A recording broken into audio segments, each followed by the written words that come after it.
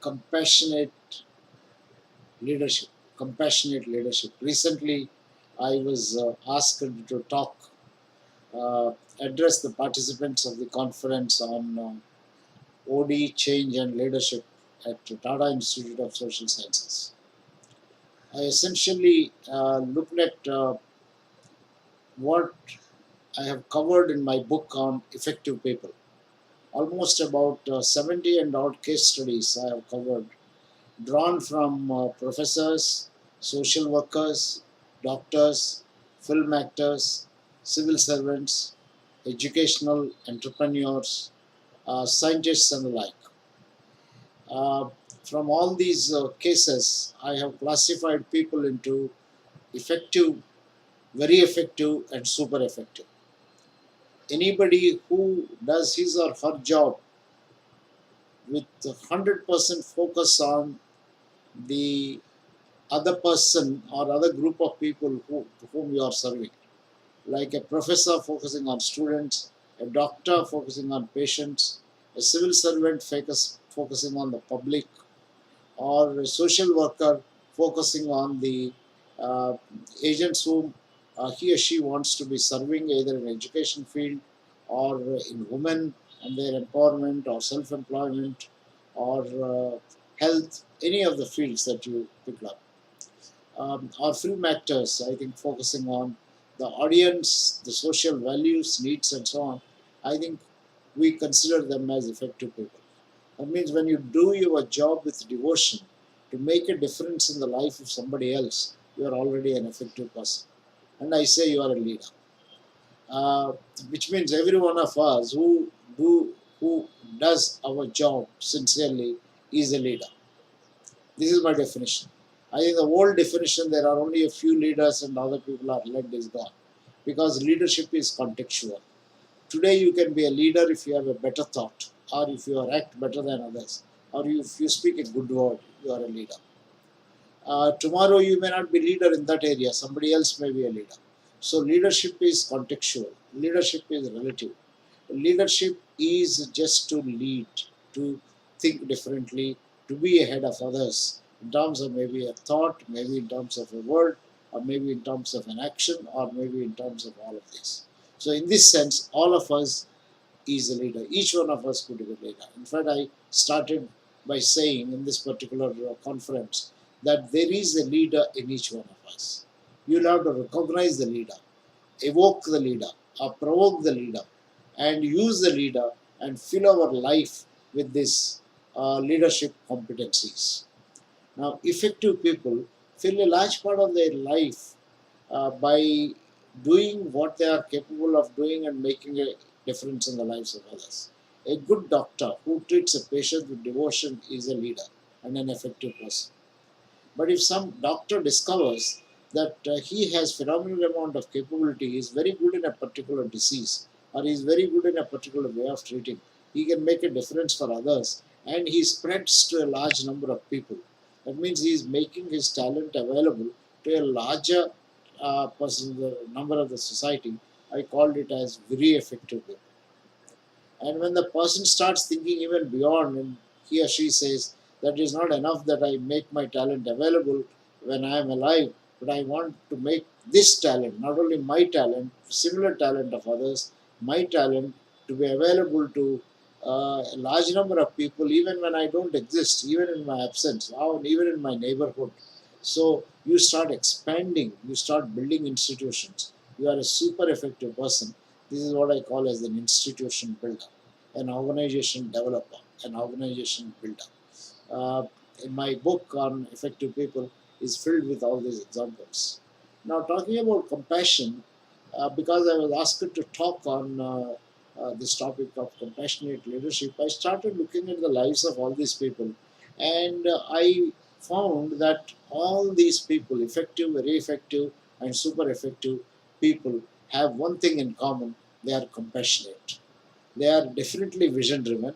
Vision means vision comes out of their own talent, and they are driven by making a difference for others. There is a service motive driven, and this service motive is what makes them compassionate.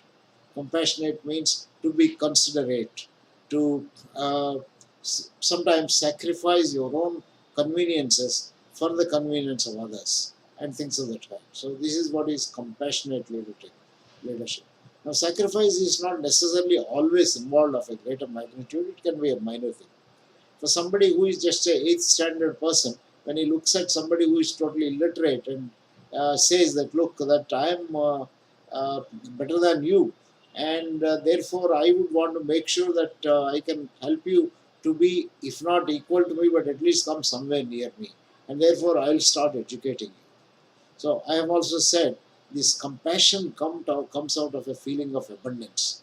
When you feel that you are abundant, you have something, either your talent, your skill, or your money, or whatever you have in abundance, you start having the feeling that I must distribute to others, I must be of service to others, and so on.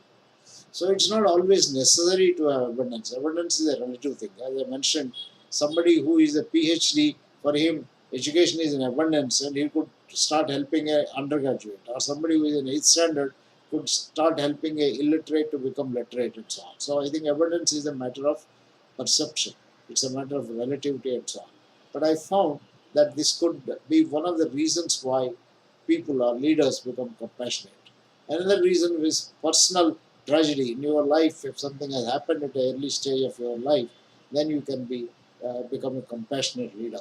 So you take that as a determination. For example, a doctor who finds that his father died out of heart attack and wants to be determined that he is going to make a difference by becoming the best heart surgeon that is available and make this service available to others, then you become a compassionate leader, and you may be an effective person to begin with, and very effective and super effective by starting an institution and so on. Third thing that I observed is that the compassionate tendency could also be developed due to family socialization and family values that your parents inculcate and so on. From early childhood, you are told. Fourth thing that I observed was compassion.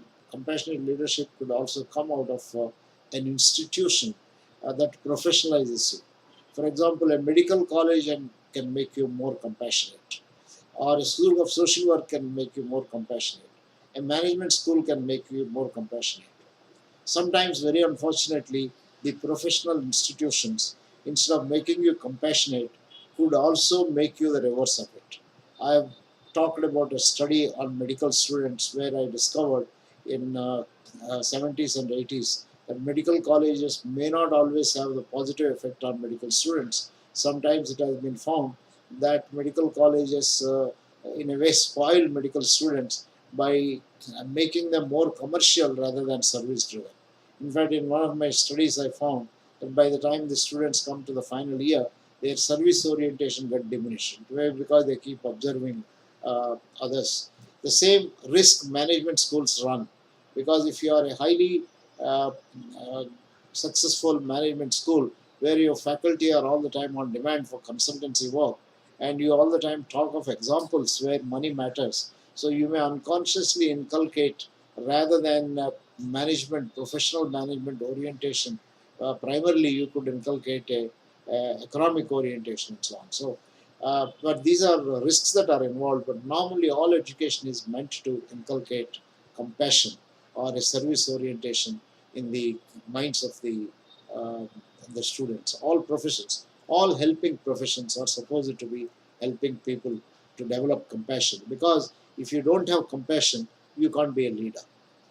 You may be a selfish leader, and if you are a selfish leader, you are a drag on the society because you work for self-aggrandizement. This is what David McClelland observed in his article "Power is the Great Motivator," published in the year 1975. Till uh, early 70s, McClelland was working on developing achievement motivation and entrepreneurship among the people. But I think he realized that pure achievement motivation without concern for influencing other people and without concern for larger goals of the organization or the society could lead you to be a personal power oriented person.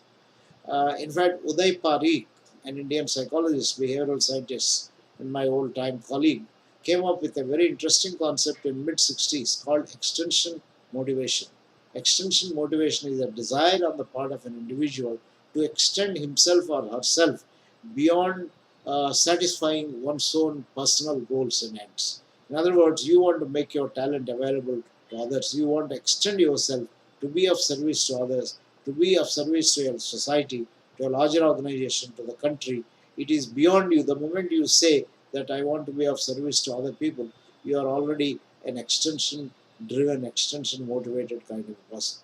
And our experience has shown that compassion can be developed, like in professional management schools and so on. This is the other thing that I talked about in this particular kind of a talk.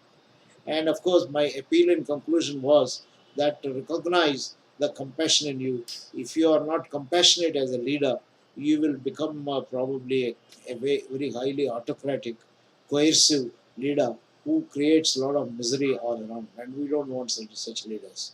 We want people who can create happiness all around. Positivity, spreading positivity and creating happiness in the surroundings is the most important quality of a good leader. And all compassionate leaders, all effective, very effective, and super effective people have compassion as a part of their psyche. So recognize, my friend, the compassionate leader in you. Discover, keep doing small activities where you can make a difference in the lives of others.